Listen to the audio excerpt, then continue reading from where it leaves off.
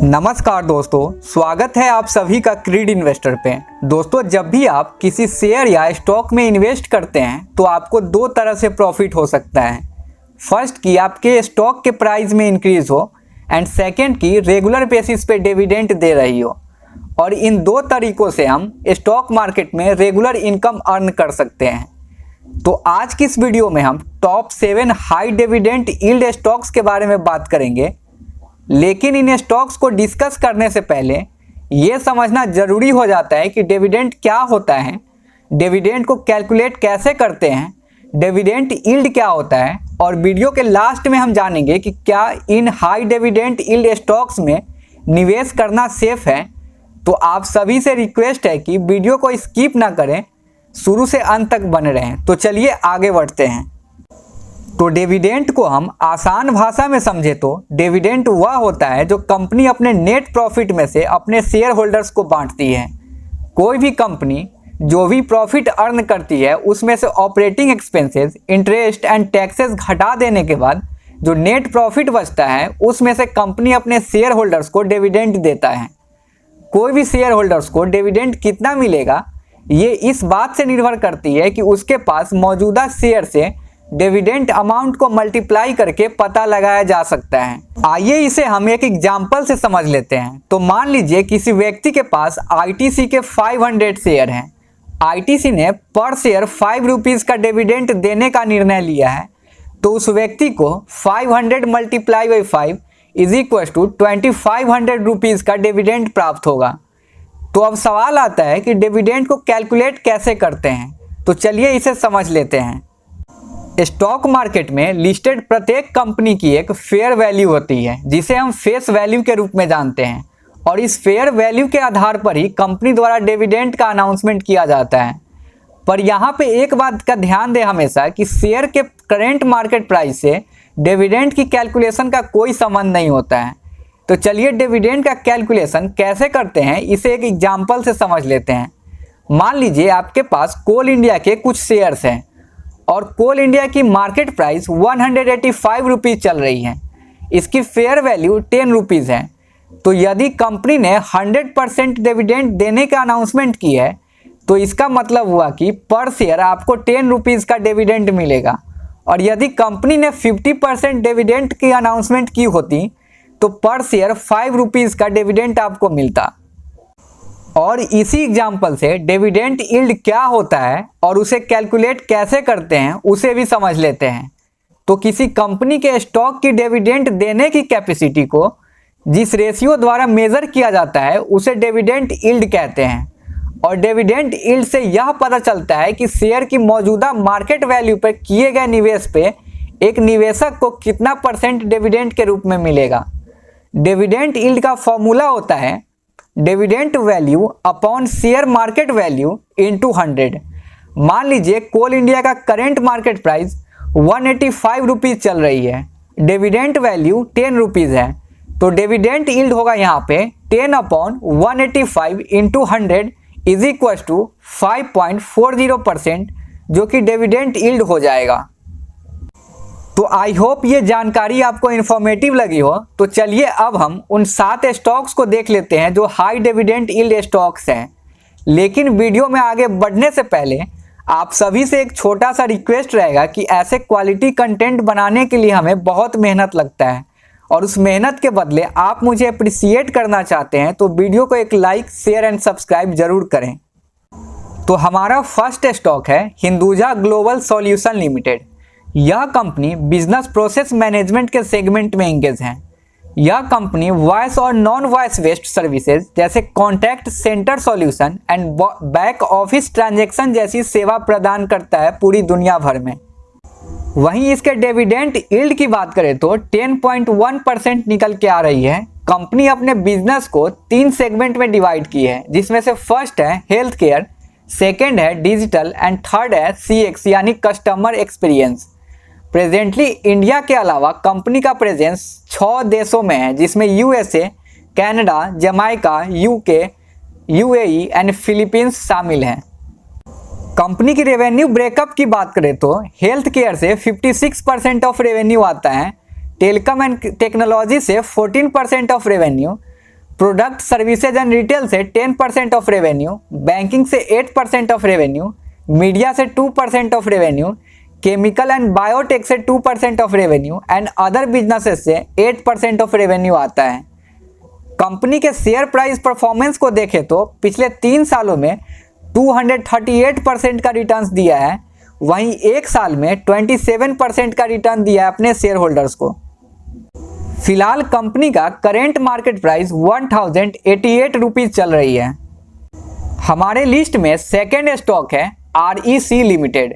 यह company ministry of power के तहत एक सेंट्रल पब्लिक सेक्टर का उपक्रम है जो जनरेशन से डिस्ट्रीब्यूशन तक कंप्लीट पावर सेक्टर के फाइनेंसिंग प्रोजेक्ट में शामिल है, जिसमें कंपनी लोन सर्विसेज ऑफर करता है for the generation project, transmission project and distribution project. वहीं बात करें डिविडेंड यील्ड की तो कंपनी का डिविडेंड यील्ड 9.74% है। बात करें कंपनी के शेयर प्राइस परफॉर्मेंस की तो पिछले 3 सालों में कंपनी ने नेगेटिव रिटर्न दिया है जो कि -15% है, वहीं एक साल में 1% का रिटर्न्स दिया है। और फिलहाल कंपनी का करेंट मार्केट प्राइस 128 रुपीज़ चल रही है। हमारे लिस्ट में थर्ड स्टॉक है इंडियन ऑयल कॉरपोरेशन IOC। यह कंपनी भारत सरकार द्वारा नियंत्रित एक महारत्ना कंपनी जिसके पास इंटायर हाइड्रोकार्बन वैल्यू चेन है, जिसमें refining, pipe transportation and marketing petroleum product से लेके R&D, exploration and production, marketing of natural gas तक चीज़ें शामिल हैं। इंडियन ऑयल कॉरपोरेशन का इंडिया में ऑयल रिफाइनिंग और पेट्रोलियम मार्केटिंग के सेक्टर में लीडरशिप पोजीशन है। कंपनी के पास टोटल 11 रिफाइनरीज है अक्रॉस इंडिया एंड इसके पास इंडिया की टोटल रिफाइनिंग कैपेसिटी का 32% है। वहीं बात करें इसके डिविडेंड यील्ड की तो कंपनी का डिविडेंड यील्ड 9.3% है। बात करें कंपनी के शेयर प्राइस परफॉर्मेंस की तो पिछले 3 साल में नेगेटिव रिटर्न्स दिया है जो कि -17% है, वहीं एक साल के अंदर 44% का रिटर्न्स दिया है। फिलहाल कंपनी का करेंट मार्केट प्राइस 134 रुपीज़ चल रहा है। हमारे लिस्ट में फोर्थ स्टॉक है पावर फाइनेंस कॉरपोरेशन लिमिटेड, जो कि एक सिस्टमेटिकली फाइनेंस कंपनी के रूप में रिजर्व बैंक ऑफ इंडिया के साथ रजिस्टर्ड एक नॉन डिपॉजिट टेकिंग NBFC है। यह कंपनी इंडियन पावर सेक्टर को फाइनेंस असिस्टेंस यानी वित्तीय सहायता देने के सेगमेंट में इंगेज है। वहीं बात करें इसके डिविडेंड यील्ड की तो कंपनी का डिविडेंड यील्ड 9% है। बात करें कंपनी के शेयर प्राइस परफॉर्मेंस की तो पिछले 3 सालों में -2% का रिटर्न दिया है, वहीं एक साल में 7.5% का रिटर्न दिया है। और फिलहाल कंपनी का करेंट मार्केट प्राइस 118 रुपीज़ चल रहा है। हमारे लिस्ट में फिफ्थ स्टॉक है NMDC लिमिटेड। यह कंपनी डायमंड के साथ आयरन ओर की एक्सप्लोरेशन एंड प्रोडक्शन और विंड पावर के जनरेशन और सेल के सेक्टर में इंगेज है। कंपनी की शुरुआत 1958 में हुई थी, जो कि फुली ऑन्ड गवर्नमेंट कंपनी है। यह कंपनी इंडिया में सबसे बड़ा आयरन ओर मैन्युफैक्चरर है जो टोटल डोमेस्टिक प्रोडक्शन का 18% हिस्सा है। कंपनी का पिछले 5 वर्षों से कंपनी का average annual production 17 million metric ton रहा है। वहीं फाइनेंशियल ईयर 2021 में 34 मिलियन मैट्रिक टन तक प्रोडक्शन रहा है। वहीं बात करें कंपनी का डिविडेंड यील्ड की तो 8.8% है। कंपनी के शेयर प्राइस परफॉर्मेंस की बात करें तो पिछले 3 साल में 61% का रिटर्न्स दिया है एंड वहीं एक साल में 21% का रिटर्न्स दिया है अपने शेयर होल्डर्स को। और फिलहाल कंपनी का करेंट मार्केट प्राइस 167 रुपीज़ चल रहा है। हमारे लिस्ट में सिक्स्थ स्टॉक है कोल इंडिया लिमिटेड। कंपनी को 1973 में कोल सेक्टर के नेशनलाइजेशन के बाद कोल माइंस अथॉरिटी लिमिटेड के रूप में शामिल किया गया था, जो कि मेनली कोयले के माइनिंग और प्रोडक्शन में लगी हुई है। कंपनी के मेजर कंज्यूमर्स पावर और स्टील सेक्टर है। इसके अलावा अदर सेक्टर भी इंक्लूड है जिसमें कोयले का यूज होता है, जैसे cement, fertiliser, brick skins etc। वहीं बात करें डिविडेंड यील्ड की तो कंपनी का डिविडेंड यील्ड 8.6% है। वहीं इसके शेयर प्राइस परफॉर्मेंस की बात करें तो पिछले 3 सालों में -22% का रिटर्न्स दिया है, वहीं एक साल में 46% का रिटर्न्स दिया है। फिलहाल कोल इंडिया का करंट मार्केट प्राइस 202 रुपये चल रही है। हमारे लिस्ट में 7th एंड लास्ट स्टॉक है steel authority of India limited. यह कंपनी इंडिया की one of the largest steel making company है। कंपनी अपने 5 इंटीग्रेटेड प्लांट और 3 स्पेशल स्टील प्लांट्स में आयरन एंड स्टील का उत्पादन करता है, जो कि मुख्य रूप से भारत के ईस्टर्न और सेंट्रल रीजन में स्थित है। यह company on a broad range पे स्टील को प्रोड्यूस करके सेल करता है। अब बात करें इसके डिविडेंड यील्ड की, तो कंपनी का डिविडेंड 6.1% है।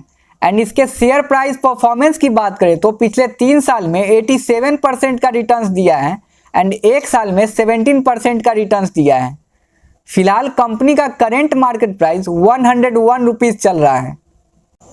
तो दोस्तों ये थे 7 हाईएस्ट डिविडेंड पेइंग स्टॉक जिसका डिविडेंड यील्ड हमने देखा कि 6 to 10% तक है। पर सवाल आता है कि क्या इन हाई डिविडेंड यील्ड स्टॉक्स में निवेश करना सेफ है? तो इसके लिए मैं इसे 3 पॉइंट्स के जरिए बताना चाहूँगा कि is it safe to invest in this high dividend yield stocks. तो फर्स्ट है, हालांकि ये कंपनियां लगातार डिविडेंड दे रही है, पर इसकी कोई गारंटी नहीं कि ये फ्यूचर में भी इस तरह से डिविडेंड दें।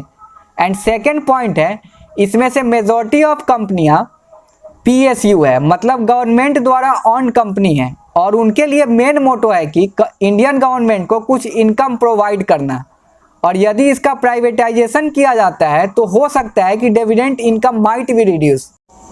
हालांकि प्राइवेटाइजेशन के मामले में इस बात की अधिक संभावना रहती है कि शेयर की कीमत बढ़ेगी। एंड थर्ड पॉइंट है कि इन कंपनियों के शेयर प्राइस परफॉर्मेंस बहुत ही पुअर रहा है पिछले 1 से 3 सालों में। तो यदि आपका गोल है कि हाई डिविडेंड प्लस शेयर की प्राइस में भी इंक्रीज होना, तो इन 2 एरिया में लगातार कंसिस्टेंट परफॉर्म करने वाले कंपनी के शेयर में ही निवेश करें आप। तो आई होप ये तीनों पॉइंट आपको समझ में आ गया होगा।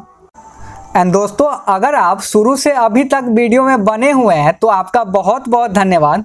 एंड आपका किसी तरह का सुझाव हो तो नीचे कमेंट बॉक्स में ज़रूर बताइएगा। मिलते हैं नेक्स्ट वीडियो में, तब तक के लिए जय हिंद, जय भारत।